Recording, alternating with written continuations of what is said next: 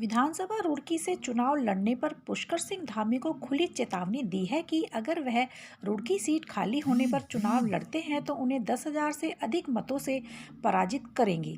सचिन गुप्ता ने यह भी कहा कि कांग्रेस पार्टी के वह समर्पित कार्यकर्ता हैं। अगर पार्टी उन्हें मौका देती है तो वह पुष्कर सिंह धामी के सामने चुनाव जरूर लड़ेंगे। रुड़की से भाजपा विधायक प्रदीप बत्रा ने प्रेस वार्ता के दौरान पुष्कर सिंह धामी के लिए रुड़की सीट छोड़ने की बात कही थी। उन्होंने कहा कि प्रदेश का मुख्यमंत्री पुष्कर सिंह धामी को ही बनना चाहिए। अगर पुष्कर सिंह धामी रुड़की से चुनाव लड़ते हैं तो वह उनके लिए अपनी सीट छोड़ने के लिए तैयार है।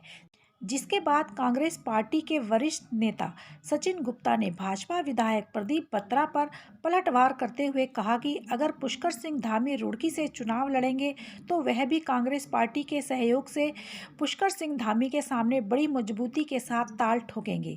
सचिन गुप्ता ने कहा कि वह चुनाव में पुष्कर सिंह धामी को 10,000 के अंतराल से चुनाव हराकर भेजेंगे। इतना ही नहीं, सचिन गुप्ता ने कहा कि रुड़की की जनता ने प्रदीप बत्रा को वोट दिया है।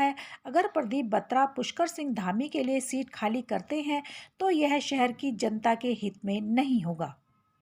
लूंगा रुड़की से, और आप मानकर चलें कि यहाँ से 10,000 वोटों से कम वो हार कर जाएंगे।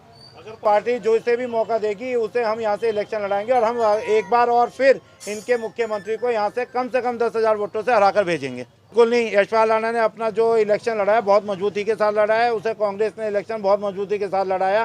पहली बार कांग्रेस को 34,500 वोट मिली हैं और भारी संख्या में हिंदू वोट 16,000 के करीब, जो 17,000 वोट हिंदू की आई हैं वो पहली बार देखने को मिली है। उससे पता चलता है कि अब यहाँ का हिंदू भी कांग्रेस में विश्वास कर रहा है, कांग्रेस को जिताने के लिए और उसके प्रत्याशी को जिताने के लिए पूरी मेहनत कर रहा है। क्योंकि 2277 वोट हारने के कोई कारण नहीं गिना सकता, ये तकदीर का काम होता है। कुछ तकदीर भी काम करती है, तो आप मान सकते हैं कि प्रदीप बत्रा की तकदीर शायद यशपाल राणा की तकदीर को मात दे गई। इससे आगे कुछ नहीं हो सकता। बिल्कुल नहीं करेगी। रुड़की की जनता रुड़की के बंदे को स्वीकार करेगी, रुड़की के रहने वाले निवासी को स्वीकार करेगी।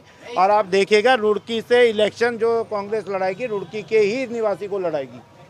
ब्रह्मानंद चौधरी, दिव्या टाइम्स इंडिया, रुड़की।